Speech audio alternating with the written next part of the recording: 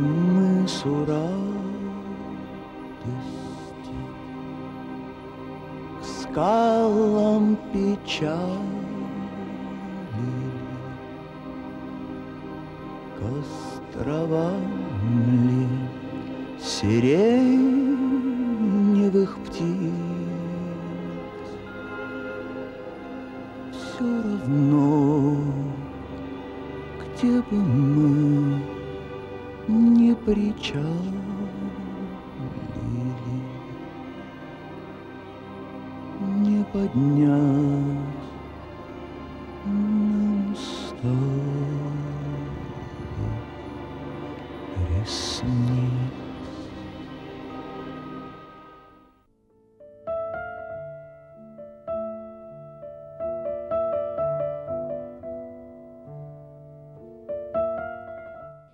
Перед апошнім спектаклем у драўлянай скрыні подрыв веровок мы сыдем со сцены.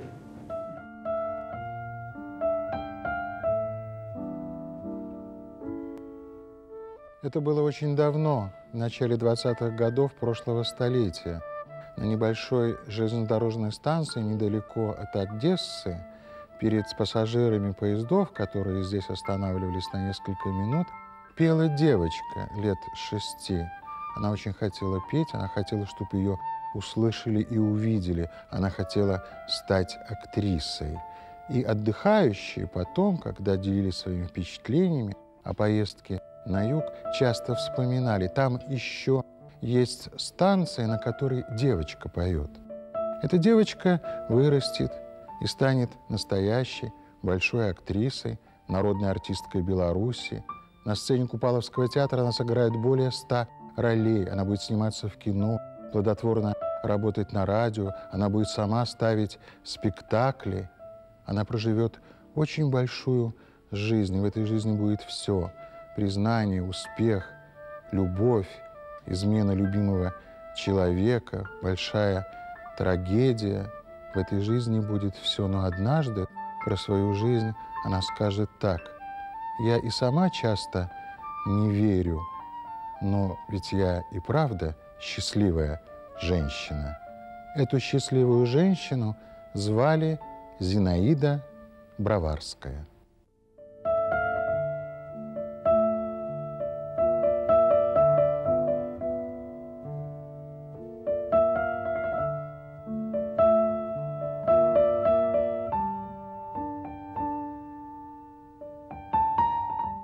Когда вспоминаешь Зинаиду Ивановну Броварскую, то прежде всего вспоминается очаровательная женщина с огромными карими глазами и всегда с улыбкой. Это была очень хорошая, сильная актриса, умная актриса, что бывает очень редко. Она могла играть все. И она играла от Эзопа до Бебек. Она была трудоголиком. Вы знаете, она могла работать по 12 часов в сутки, как ни одна актриса. Она была очень щепетильна к себе самой. Она старалась сама войти в роль, кроме режиссерского. Она сама любила и иногда бывала режиссером и на радио, и даже у нас в театре она ставила спектакли. Она сама прочерчивала главную мысль своей роли. Она всегда приходила часа за 2 до начала спектакля, раскрывала роль и проходила опять с начала до конца. Я вспоминаю, как она мне однажды очень помогла. Была такая ситуация, что надо было вечером играть спектакль, репетировать некогда было. Она взяла меня за руку, повела в скверик, мы сели на лавочку, и она прошла со мной всю роль от начала до конца по мысли. И она мне сказала одну вещь, которую не каждая актриса может сказать другой, как нужно прочитать так, чтобы нигде не было заплетыка в роли. И действительно я сыграла эту роль, и нигде я не споткнулась. Секреты свои очень редко выдают актрисы. Я очень благодарна Зинаиде Ивановне за это. Открой, бесстыжие глаза, открой! Влипли мы, что называется. Почему? Ты слышишь, как бушует моя ведьма? Александр Петрович, а может лучше открыть? Открыть? От твоей прически ничего не останется. Неужели драться будет? Не сомневайся, я по опыту знаю. Ой, убиться можно!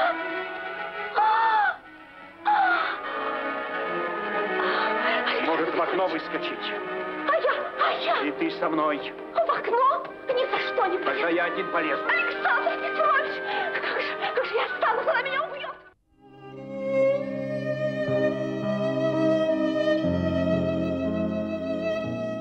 Героинь, которых она играла на сцене, звали Едвига, Юленька, Ирина, Роксана, Леонора, Фонсия, Эдда, Клея, Сара. Они были русскими, белорусскими, гречанками, венгерками, англичанками. Они все были достойны счастья, каждая из них была красива и талантлива по-своему, и у каждой из них была нелегкая судьба, как и у нее. Но кого бы она ни играла, она всегда оставалась Зинаидой Броварской, потому что никогда никого не копировала и никогда никому не подражала. Она оставалась актрисой очень экспрессивной, эмоциональной, энергичной и умной. И поэтому запомнились многие ее роли. Это и Клея, Лиса и виноград, Нихаль, Чудак, Фонсия, игра в джин, Сара Бернар, Смех лангусты и очень многие-многие другие роли. Она проживала жизнь другой женщины, всегда искала созвучие души своей с душой той, чью роль она играла. Можно очень много говорить о том, как она играла, кого, но можно просто вспомнить ее слова. Человеком быть трудно, нужно просто любить людей и зрителей, а когда отдаешься всем сердцем своей профессии, то все стерпишь.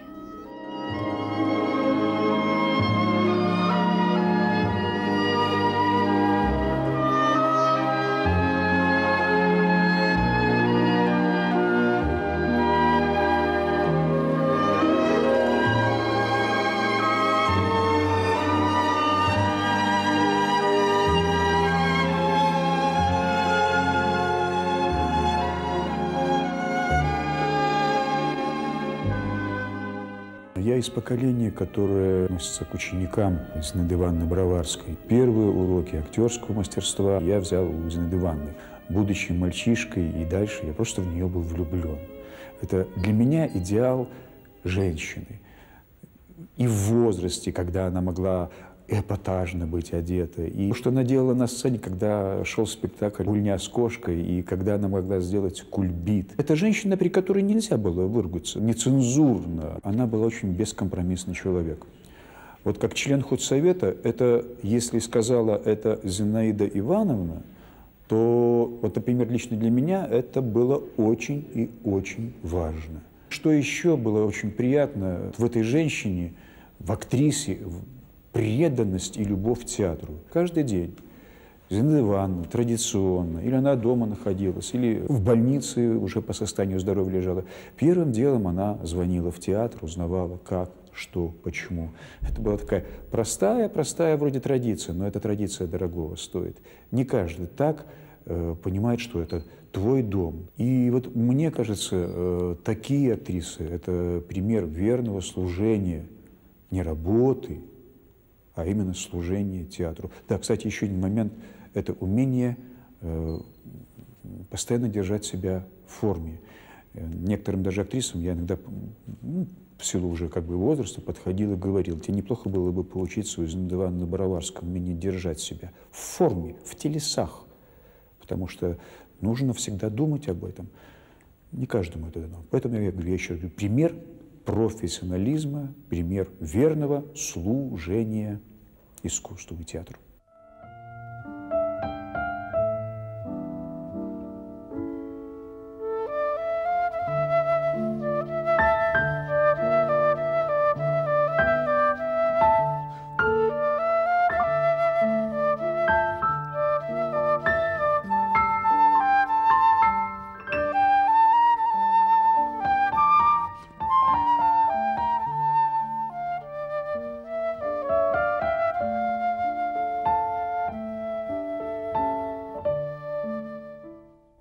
я точно знаю, что глобальное потепление на нашей планете происходит не из-за природных катаклизмов, а потому что в прошлом веке было очень много людей такой энергии, такой теплоты душевной, как была Зинаида Ивановна Броварская. Для меня она была не просто педагогом, она для меня была моей второй мамой, я ее так и называл. Она была удивительный профессионал, человек, который практически мог научить любого человека играть на сцене, если у этого человека было желание, потому что она знала, как это нужно делать. Не можно, а нужно. Потому что сыграть можно плохо, сыграть можно хорошо, но играть нужно правильно. Она сыграла в моей судьбе огромную роль, и главную роль, которую я получил в этом театре, это была моя первая роль в спектакле, который назывался «Смех лангусты». Я играл Пету. Это слуга, это друг, это собеседник. Эту роль исполнял великий, замечательный актер Лебедев, но, к сожалению, он заболел, плохо себя чувствовал, и Зинаида Ивановна предложила мне сыграть эту роль. Я совершенно не подходил на нее ни по возрасту, ни по своим человеческим, может быть, и жизненным каким-то качествам. Но Зинаида Ивановна сказала: Андрей, мы не будем играть возраст, мы будем играть человеческие отношения. А это на сцене самое главное. Если они у нас с тобой сложатся, то и спектакль получится. Я ей безумно благодарен. Я безумно благодарен всем людям, которые помнят ее, и всем людям, которые говорят о ней хорошо. О ней нельзя говорить иначе.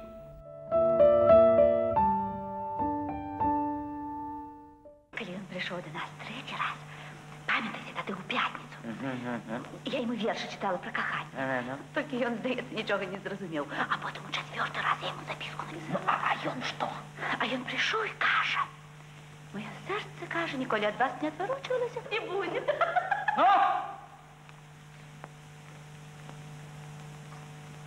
Ну, далі. І каже, як таки каже, я тримаю місце стол начальника, так одразу у вашій маленькі сльози буду просити з руки ваші.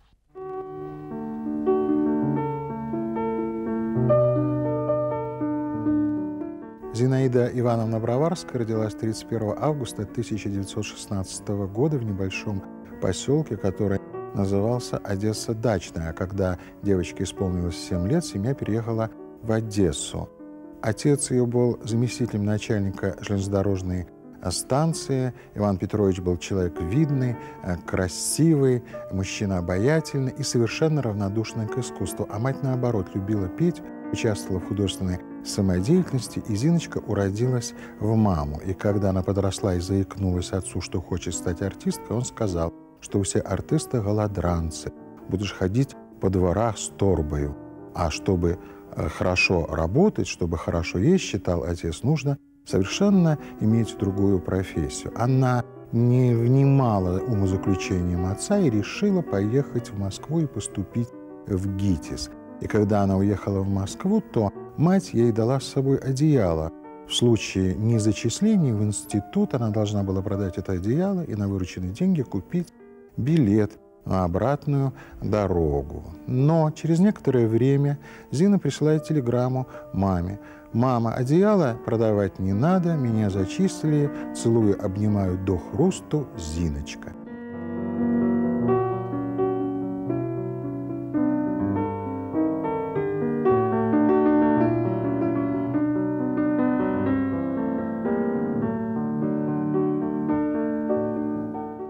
Так началась ее новая жизнь в ГИТИСе. И ее преподавателями, ее учителями были Плотников, Тарханов, Телешова. Это был удивительный мир. Это был мир, где было столько театра, столько корифеев сцены, знаменитостей, выставки.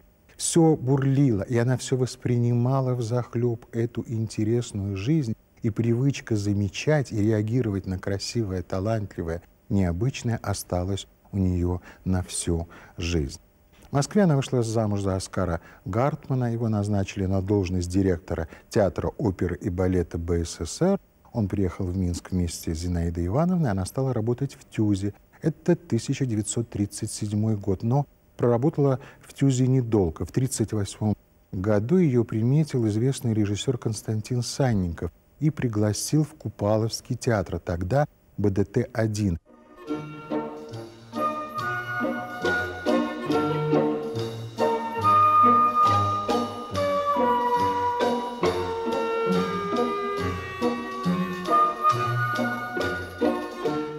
здесь она сыграла свою первую роль Едвиги в спектакле «Катерина Жирносек», а последнюю роль она сыграла в 1993 году, роль Фонси в пьесе Ковберы «Игра в джин». 60 лет на сцене. Была война, Ашхабад, Пенза, Куйбышев. Потом она вернулась в Минск вместе с мужем. Любимый театр, Купаловский театр, репетиции, спектакли, премьеры, успех, цветы, аплодисменты. Все можно назвать одним словом. Это театр. И можно долго рассказывать о ее творческом пути, о сути ее восприятия своей профессии, о любви к театру, а можно вспомнить несколько строк из ее книги, которую она назвала «И каждый вечер в час назначенный».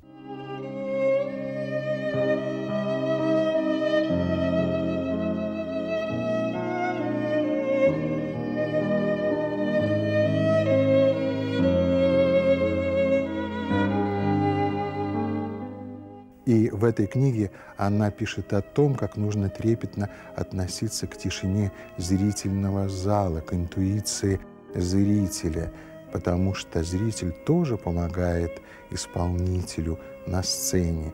И она пишет о том, что каждый раз, выходя из-за кулис, я про себя говорю: «Да здравствует тишина зрительного зала».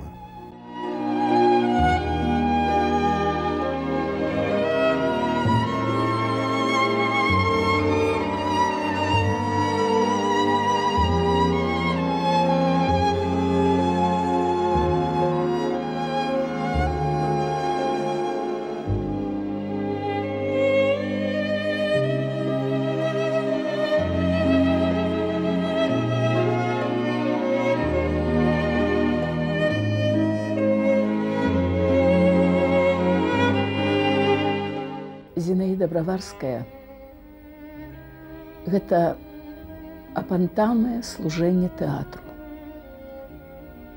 Тэатр быў яе домам асноўным. Тэатр быў яе жыццём. Я памятаю, калі прыязджалі да нас у Мінск тэатры з другіх гарадоў, з Яраслаўля, Сталіна, і мы глядзелі разам спектаклі, а пасля, паколькі мы жылі побач, мы не маглі разысціся да паўночы. Мы ўвесь час гаварылі, здзіўляліся, абмяркоўвалі ўсё тое, што мы бачылі ў такім захапленні, і зноў маглі пачынаць спачатку эту размову. Апошнім часам, калі ўжо было вельмі няпроста ёй быць адной, ёй прапанавала сястра з Адэсы, цудоўная жанчына Людміла, яе пляменніца Леначка, каб яна прыехала ў Адэсу. Вось. І яна на нейкі момант так вагалася і нават згадзілася. Яны чакалі яе, але ўсё-ткі яна не прыехала. Не прыехала, таму што яна не магла развітацца з тэатрам. Яна павінна была абавязкова сюды прыйсці, хоць паціхеньку, абавязкова прыйсці, паглядзець расклад, сустрэцца з кімсьці і абавязкова глядзець новыя прэм'еры. Так, да канца сваіх дзён яна заставалася маладой і апантанай сваімі адносінамі да тэатральнага жыцця, не толькі нашага тэатра. Вельмі не хапае яе нашаму тэатру, вельмі не хапае яе на нашых мастацкіх радах і, канешне, не хапае на сцэне. Мне не хочется больше петь. Почему тебе не можется петь? Ой, не хочу. Пой еще.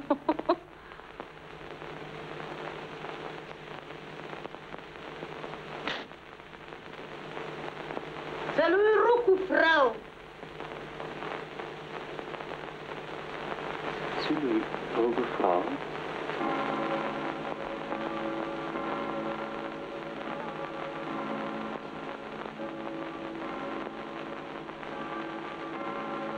талантливая, красивая, остроумная, энергичная, любимая, казалось, весь мир для нее, но в сердце своем всю жизнь она проносила страшную боль. Ее 13-летний сын Олег попал под грузовую машину, и она сказала: колеса этого грузовика переехали мое сердце. В этот день, когда он погиб, в театре давали спектакль, и она должна была играть в этом спектакле, и она играла. Со своим мужем Оскаром Гартманом она развелась, он уехал к другой женщине в Москву, но и даже в этой ситуации она оставалась сама собой и с юмором прокомментировала это событие в своей жизни. Она сказала: то, что он не Мастрояни, это видно сразу, то, что он не Рокфеллер, она, то есть та другая женщина, быстро поймет и прогонит его прочь. Так оно и получилось.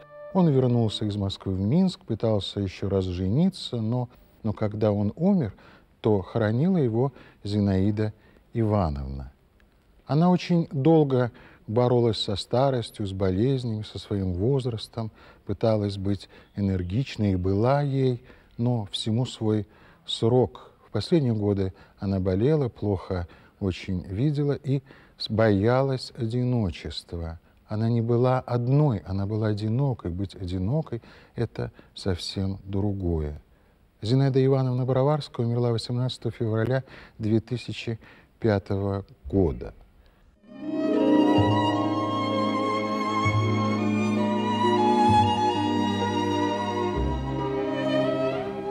Пожалуй,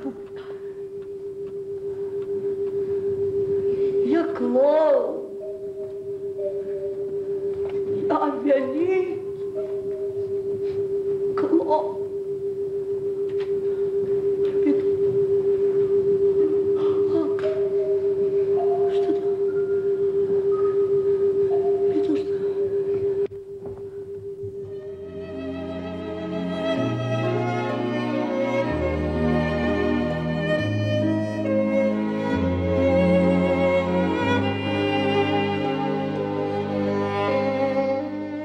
На маленькой станции южного направления перед пассажирами поездов, которые здесь останавливаются на несколько минут, поет девочка. Она хочет, чтобы ее услышали и увидели. Она предчувствует свою судьбу, но не знает, как сложится ее жизнь, что в этой жизни будет. А в этой жизни будет все: признание, успех, большая любовь, большое личное горе, измена, а потом старость, болезнь, одиночество. И все это пережив, она останется до конца настоящей большой актрисой и скажет: каждый раз, выходя на сцену в роли Сары Бернар, я пропускаю ее боль через свои страдания, через поиск всей своей нелегкой жизни. Катятся слезы, и не отпускает только одна мысль: Боже, дай Бог, чтобы это было не в последний раз. Еще один раз вдохнуть и выдохнуть себя зрителю. Еще один раз. Зинаида Броварская.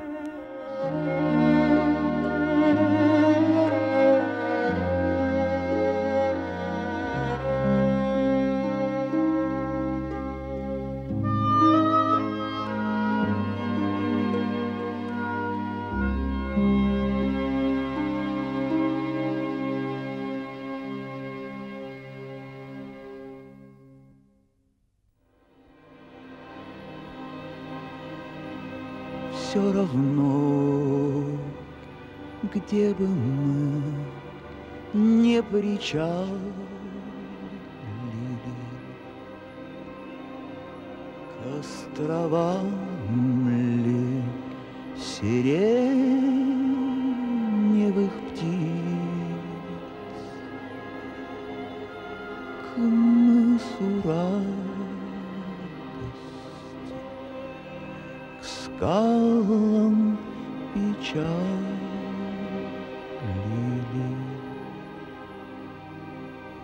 не поднять нам усталых,